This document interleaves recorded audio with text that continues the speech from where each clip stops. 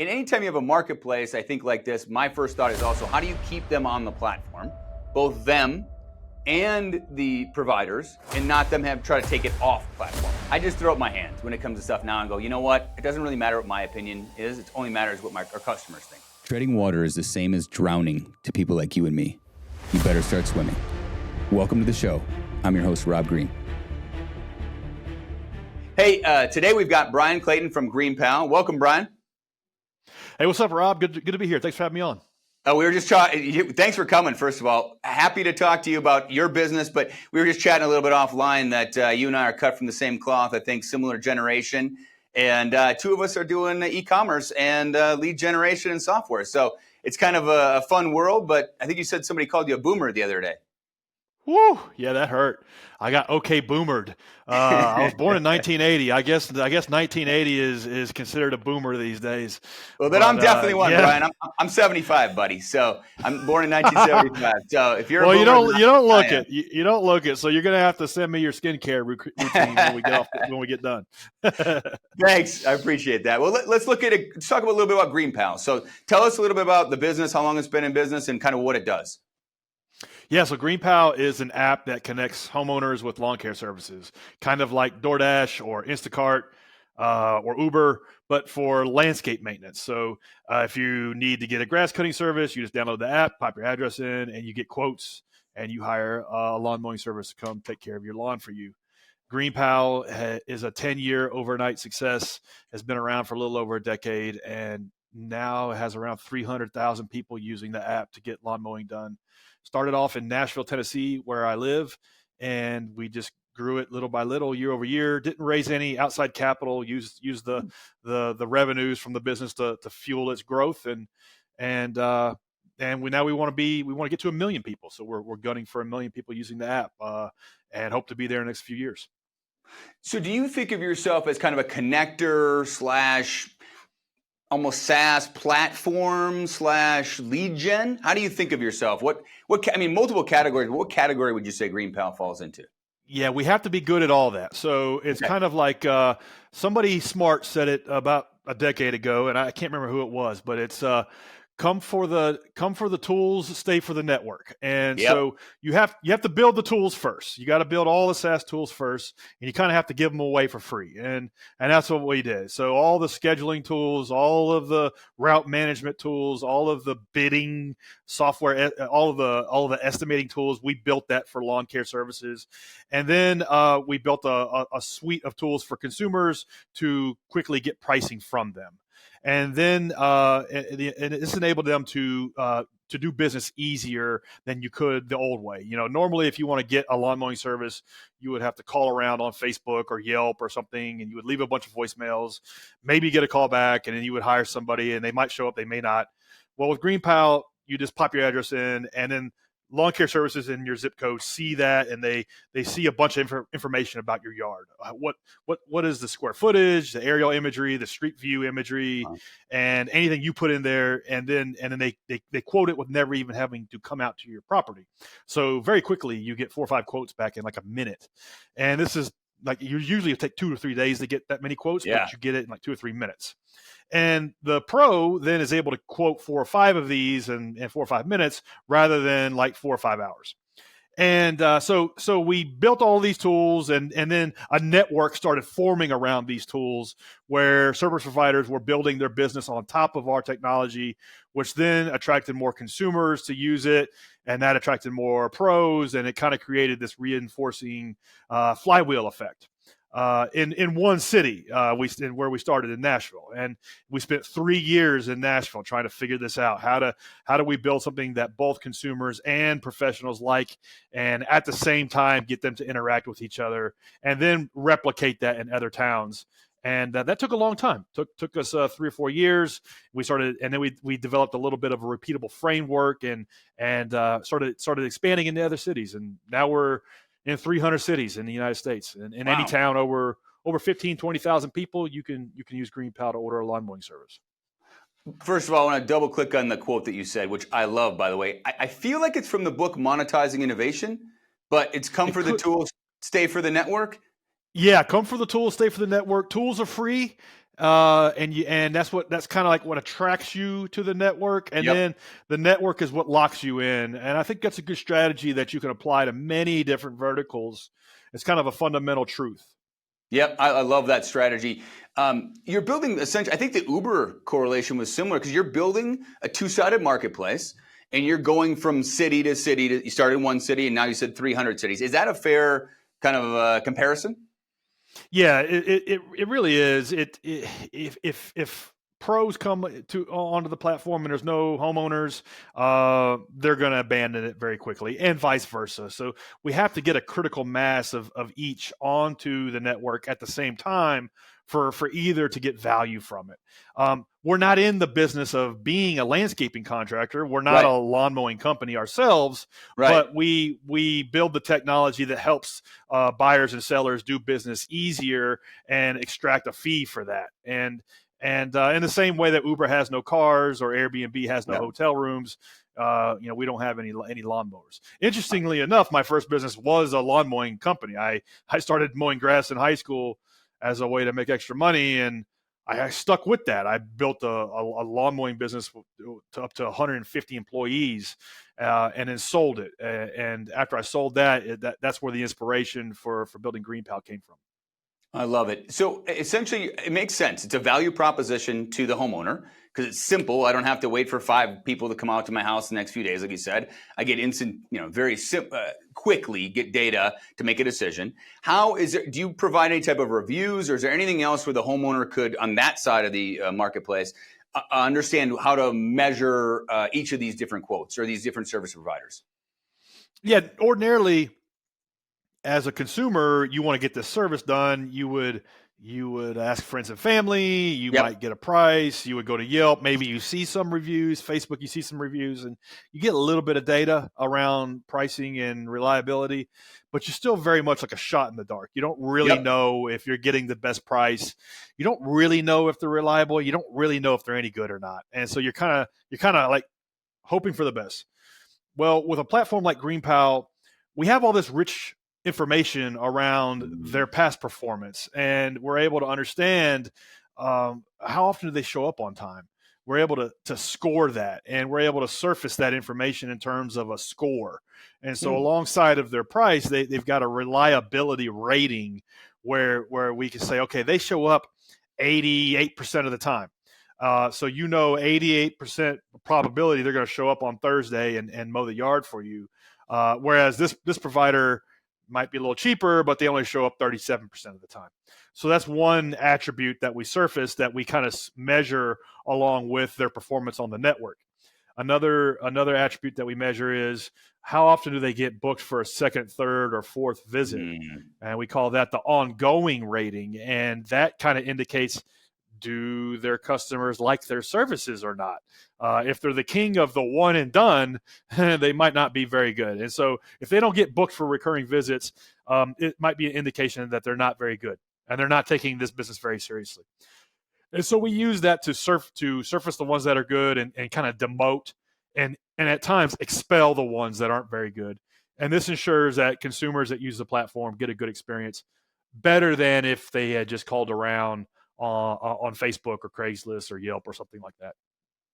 I love this business because you're delivering value to both sides of the marketplace that is clear and obvious. I mean, the biggest challenge of a small business is probably sales and marketing. I mean, if you know how to cut grass, you know how to cut grass, but acquiring new customers at a reasonable rate, and especially if they're doing a rev share, is a really great opportunity for those small business owners who maybe don't have that expertise.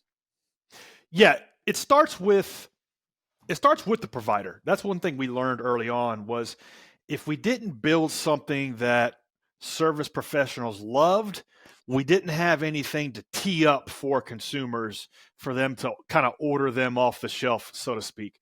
So we kind of had to build up that inventory and build up something that was valuable for them and something that was sticky for them for consumers to then be able to interact with them. So we started there.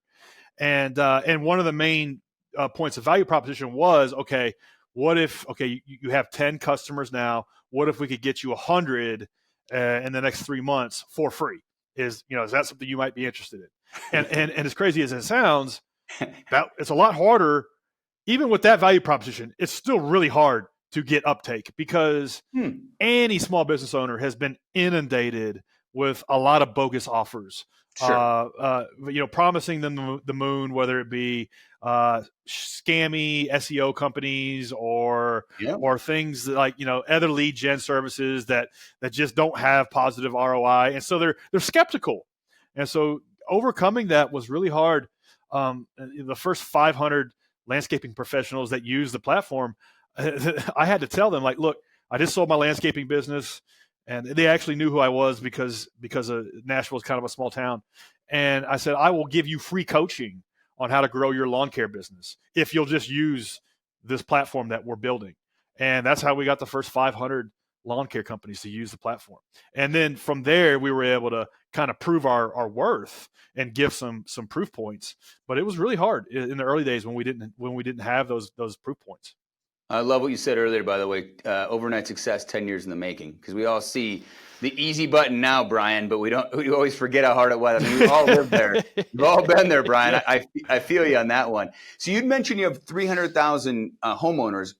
Can you give it the scope of it? How many professionals are we talking about on the landscaping side? Yeah, around 300,000 homeowners and a little over 30,000 contractors using it. And wow. So that's usually that 10-to-1 ratio is usually about where we like to be. We have some contractors doing over $1 million a year in revenue on the network, but some that just want to do 5 customers a week. So anywhere in between. A lot of firemen love it because they get 2 or 3 days a week off and they want to just mow yards. A lot of school teachers because they're off during the summertime. So anywhere from like side hustlers to people running 4 or 5 different crews and running 10, 20 employees. That's awesome. I feel like this is a great model that I haven't seen in a lot of these other service-based industries. We mentioned before we started recording, I've seen Service Titan, which is a SaaS tool, not necessarily a platform or a matching tool, not really doing the sales and marketing as far as I understand it. Have you seen this pop up in other service industries? It's challenging for a couple reasons. When we were building GreenPal, I was looking for other marketplaces that I could learn from and reverse engineer what they were doing. And so to your point, I was looking for other successes. And so I actually did deliver food for DoorDash. I walked dogs for Rover and Wag. And I drove for Uber, drove for Lyft. And I used a couple others. Instacart, I delivered groceries. And Postmates was big back then. And so I would use all of these and I would try to reverse engineer.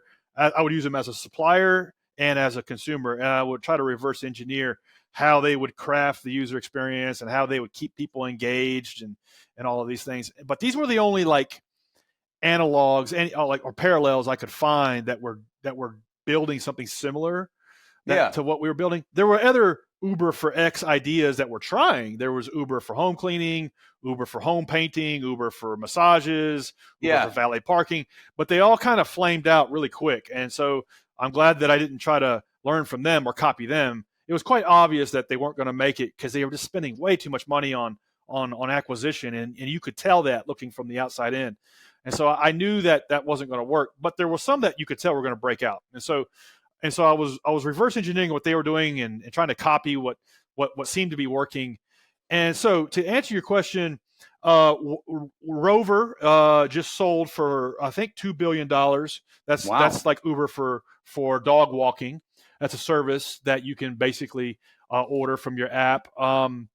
And there's other marketplaces that have a lot of liquidity, but for services like this, it's really, really, really hard. It's a really hard nut to crack. What is it about your industry? Sorry, I didn't mean to cut you off, Bryan, but what is it about your industry though that makes it?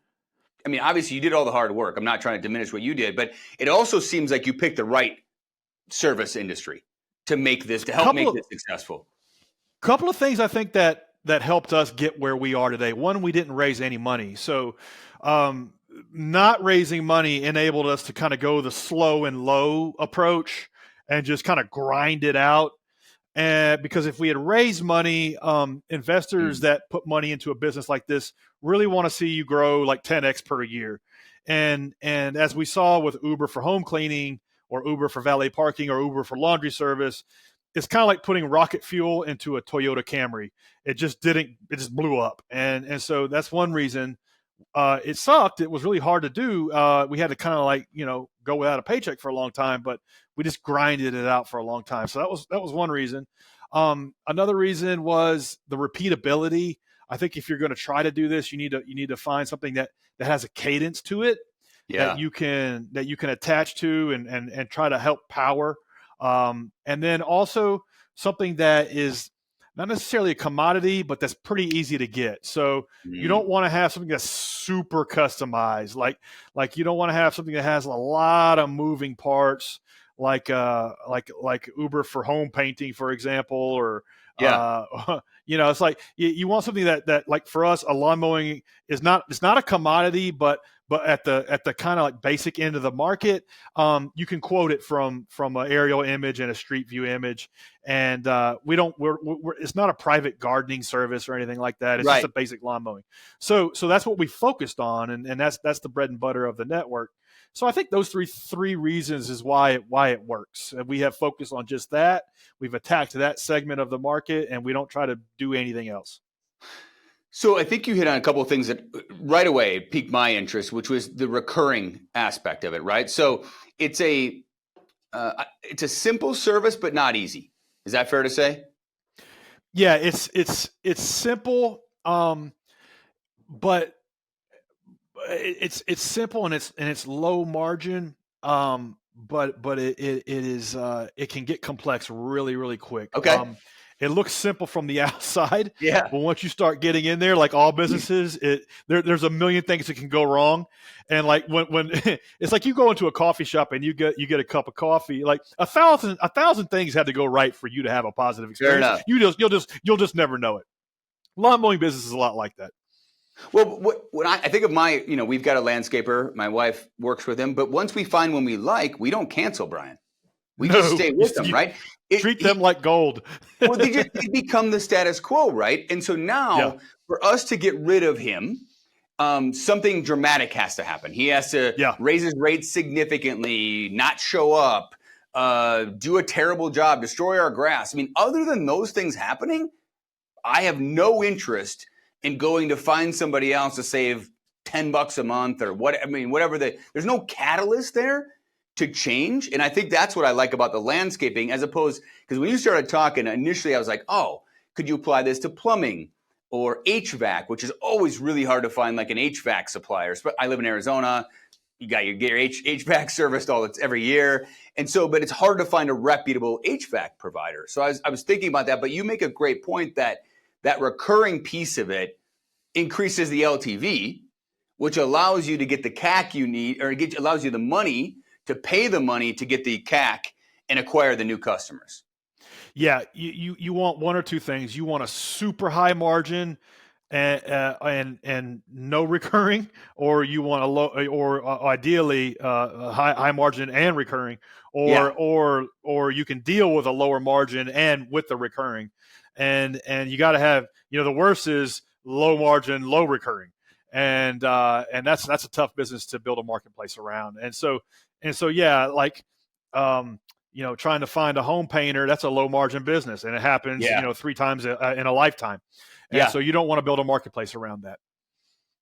That makes sense. I love what you've done there. So you've got 300,000 homeowners as customers now.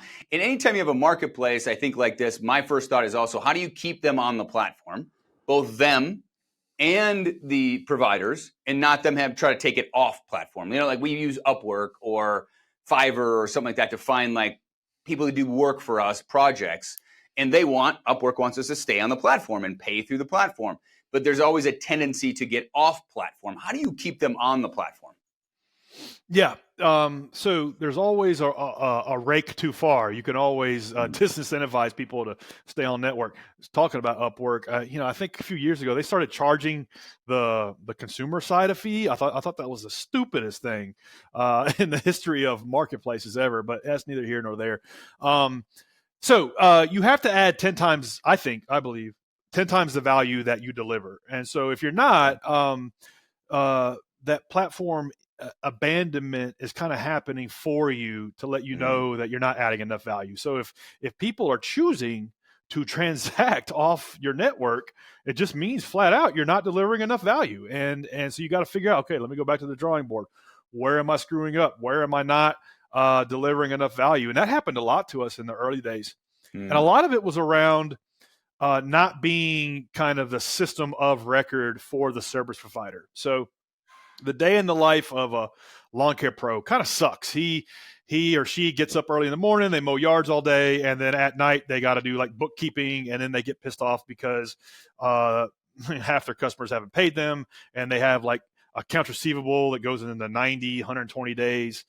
And like they can't pay their bills because cash flow is a thing. And so we just attacked that, and we focused on how do we build a system that helps them get paid really quickly and make sure that they stay on track and they get paid within 24 hours of all the work that they do from their customers. And how do we just build it to where it can't do nothing but that? And so we just focused on just that one thing and made it work bulletproof. And so now they don't have to do bookkeeping every night. And so the contractor is then faced with, okay, do I really want to go back to like mailing out invoices or hassling people for like a Venmo after every mowing? Like, I don't want to do that anymore. Like, so now we see a lot of contractors bringing customers onto their platform. Yeah. And so we're trying to juice more of that, obviously, but so that's that vendor led traction is what we're trying to grow more of. And so that's the first thing, is adding enough value to where it just doesn't make any sense to do it the old way.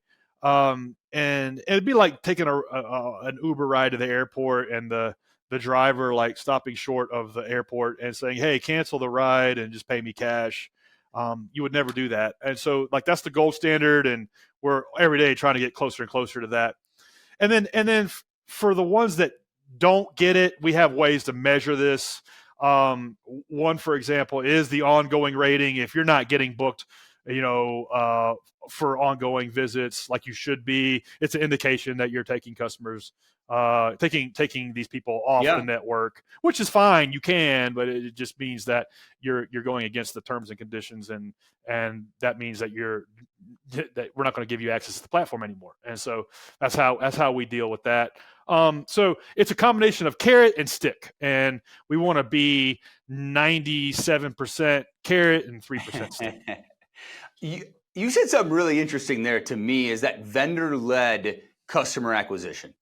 How do you incentivize that? I mean, it's almost like that classic, like, I do e-commerce, so it's subscribe and save. It's like, hey, we'll give you a discount on the first time you buy a product, hoping that you subscribe and you buy for many, many, many months in the future. Is there any type of promotion or something you offer to have them bring the customers onto the platform? Yeah, we'd like to have a intentional way to say there's a reduction in fees if for people you bring on. We don't have anything intentional like that yet. It's in the works. There is a reduction in fees for the amount of volume that they push through the platform. So maybe that naturally kind of pushes them in that direction. But ideally, yes, here is your link to your store.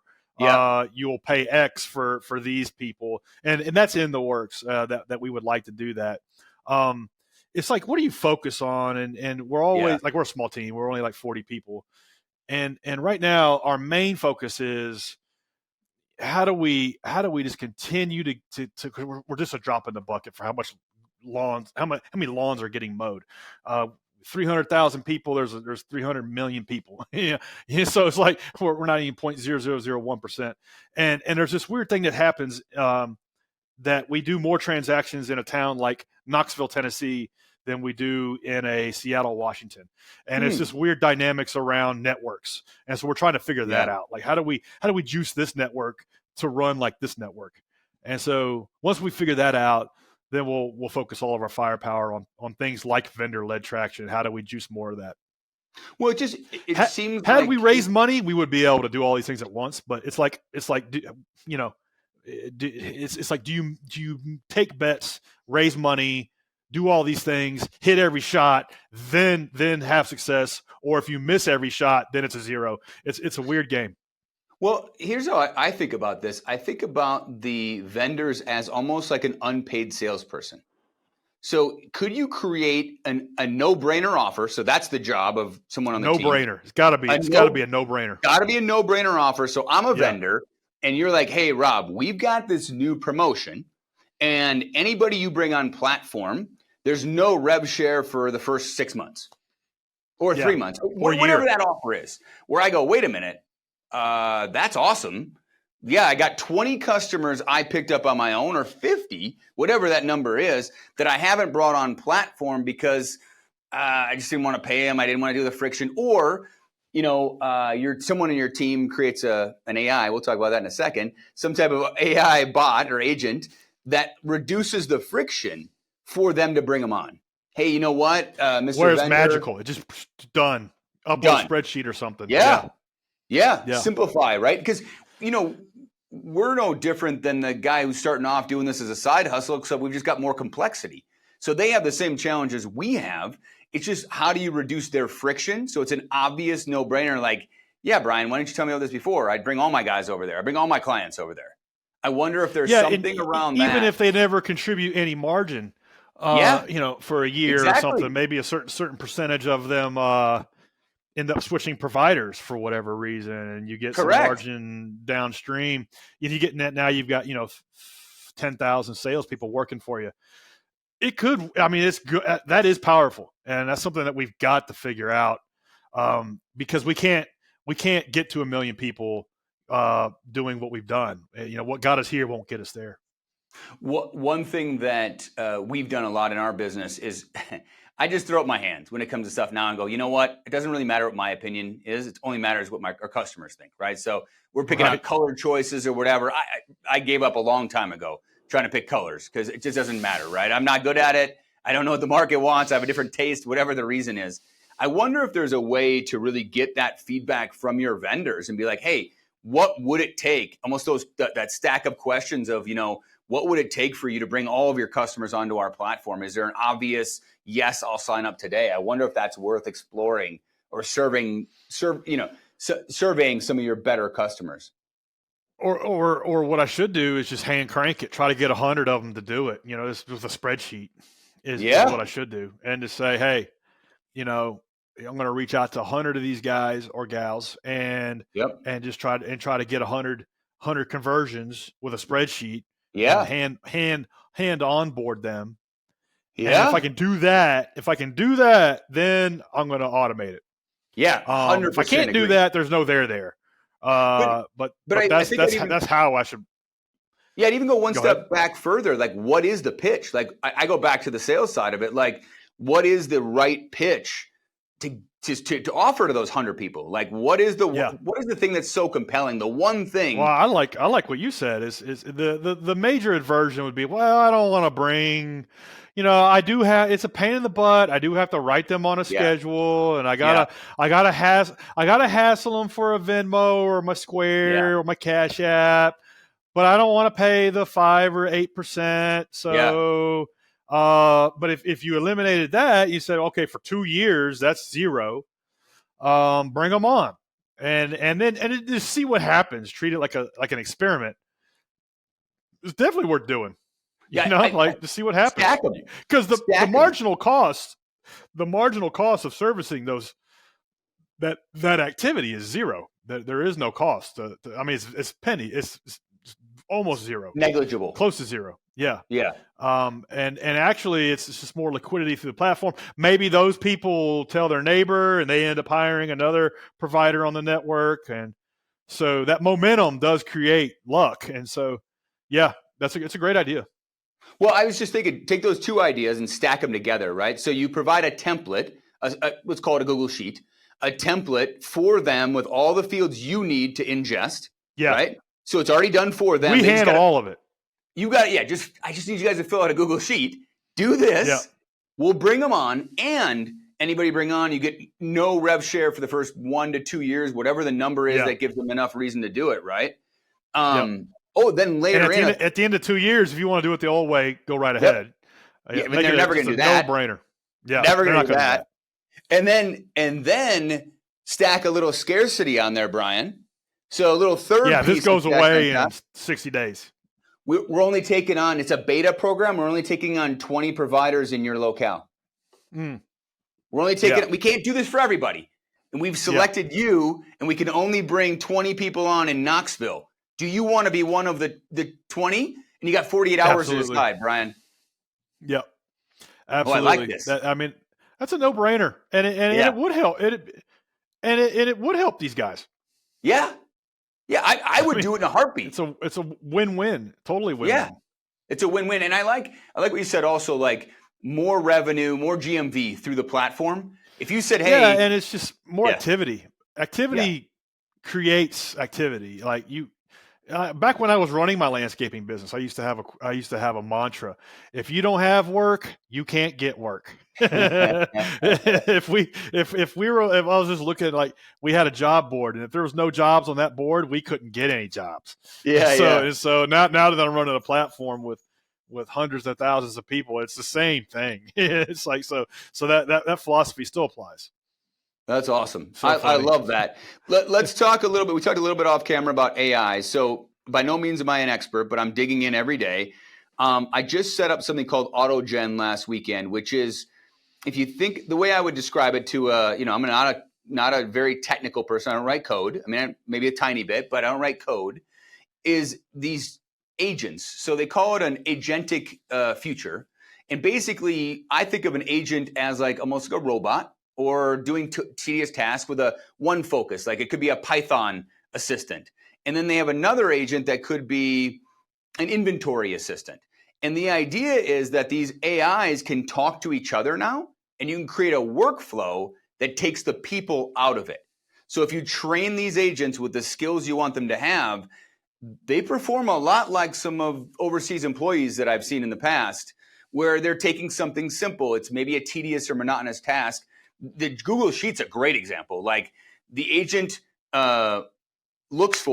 receives that Google Sheet input and uploads it automatically into your database, or uploads it automatically into your software, something like that. I think, I'll give an example too of this. I feel like this is the future. I don't think there's any way we're going backwards. It's only going to be more AI in more aspects of our business. And it's really, really difficult to stay on top of it. But have you explored any AI or try to implement it in your business? Every day we try to figure out, how do we leverage all of this technology, all of these breakthroughs to make getting a lawn mowing service quicker, faster, cheaper, easier, more convenient, more delightful. And then also on the other side, how do we make it to where these pros can make more money easier with less hassle? And a couple of ways that we've managed to use it is things around describing what you're going to do. So like describing a job, plant 3 plants in the backyard. That's normally what you're going to $85. Plant 3 plants in the backyard. Well, hold on a second. Let's plant 3 plants in the backyard. Let's describe it a little bit better. What type of species is it? What size? What variety? What's the color? What's the texture? What's the spacing look like? What's the arrangement? All these things. And like that, that normally would have taken an hour can be spit out in about 5 seconds. And so things like that lead to more sales with no more time and with no more work. And so speeding up those processes is one thing. Describing somebody's business. So we can take all of this data around, okay, this is a pro in Austin, Texas. They've been in business this many years. They went to this high school. They went to this college. They have this many customers. They have these certifications. Okay. Well, really talking about and describing who they are and what they're passionate about and all these things, learned language models can do that a lot better than what a landscaper who's got 20 stops to do that day is going to do. So that's 2 examples. Is it groundbreaking? Is it earth-shattering? No, but it's helpful. But I don't have an example yet that is like like Jetsons level Rosie from. I always say, people always ask me, when are robots going to be mowing yards? And I say, well, until we get Rosie from the Jetsons cleaning houses, I don't know that we'll have robots really mowing every yard. I haven't seen anything that groundbreaking yet. Now, my personal work, daily life, what I do, I'm in and out of ChatGPT all day long. Yeah. So I still think it's minute one of day one. And I think if you're not always looking for ways to use it, you're going to get left behind in a month. Completely agree. I use the app ChatGPT on my phone. I talk to it all the time when I'm driving. All the time I talk to it. Try to use like a Jarvis almost, but it just gives me like bounce ideas off of somebody that's intelligent in the car with me by myself. I do have one real world example. I was talking to a guy last week who owns a big plumbing company. And what they did is they had a bunch of dispatchers that would take calls in. They have less now. But what they were able to do was understand a phone caller's needs, the job that was required. They used to just say, oh, well, this tech is the closest tech. And so we're going to send Bryan out there, right? Now what they can do with the AI is determine, what is his skill set regarding that kind of call? What is Robb's skill set? Like planting trees is a great example. Maybe I don't plant trees very often, right? And then also he was able to look at average order value, the size of the order value. And so it's like, all right, maybe Bryan is better at planting trees and he's got more skills around it and he's got a better offer. Maybe we match Bryan to this need instead of Robb to this need. And he was able to reduce his labor costs, get a higher AOV, higher service call, higher retention. Like it's funneling all that stuff into the AI, but because they were able to program it. And that nuance around making those judgment calls is something that you would be beholden to somebody that would take them like 5 years to learn. Yep. And then you would feel like you had to like really hold on to that person and you would probably like, maybe that person is a bad cultural fit in the office and they're just like in a bad mood all the time, but we can't lose them because they know how to match people really well. Well, now, guess what? I got an AI agent that does it better than you. So people better be aware of this. Maybe it'll improve people's overall attitudes. I don't know. Well, I think I firmly believe that there are going to be companies that use AI and there'll be companies that used to exist. Like, I don't think there's any other world. But I also think you make a good point. It does go down to employees too. Like I'm talking to potential employees all the time. Tell me how you're using AI. Are you using it on a regular basis? Because if you're not, how are you going to level up? Like I'm in there every day learning and I'm busy. So if you've got a smaller role, then it's like, okay, how are you going to be 10X of what you're doing? And that desire to learn, I think, comes back. These employees that can do it the right way are going to just make more money and be more, in demand than the people who are just order takers. That's over. That's over. Yeah, exactly. And to your point, I'm busier than I've ever been because of it. I'm busier today than I was a year and a half ago, but I'm getting more done. At a higher level. So that's an interesting observation. And I think you're right. I think your higher performers will level up 10X and your lower performers just are going to be out of a job. And the next 5 years is going to be a reckoning for a lot of people. And so it's going to be interesting. Yeah. Well, I love the business that you've got now. I mean, it sounds good. I mean, I know it was hard to build and it's a beautiful business now. And now you're just trying to take it to the next level. What do you see in the future for GreenPal? Yeah, we're 10 years in, 11 years in, but it's still day one. We got a long way to go. We're in every city, but we want to go international. We want to get to Canada, UK, Australia. So we have plans for that. We're 300,000 more or less. We want to be at 1 million people using it. I feel like that number makes me feel like we're touching the mass market. We're still very much like an unknown, the most known unknown. So we want to be in the same conversation as an Instacart or a DoorDash. So we got a long way to go. And I'm having fun running the business. And so long as I'm having fun doing it, I'm going to keep doing it. Is your team local or do you have them all remote? We're everywhere. We're all over the world. And we used to be just in Nashville. We spent 5 years in Nashville And then we figured out, you know what, we don't need an office. And so we went fully remote, I guess about 16 or 17. And that really did help us. So yeah, now we're all over the world. That's amazing. Well, congratulations on the business. Where can anybody, the service providers or vendors or homeowners, find out more about it and try the service? I mean, honestly, this is a no-brainer. I'm going to have my wife ask my wife to go through it and see and get a quote to see how much I'm paying. I have no idea, first of all, how much I pay, Bryan. Check the price against what you're paying. Yeah, it's a good price check. And quotes are free.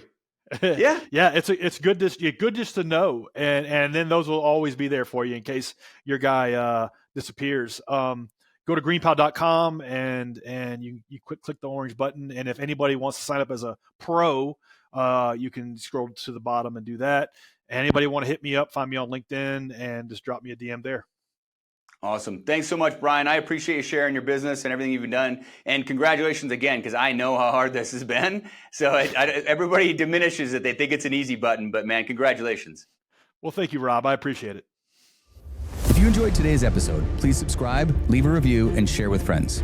And if you're an entrepreneur interested in coming on the show, visit therobbgreenshow.com to get in touch. Stay curious and never stop learning, improving, or growing.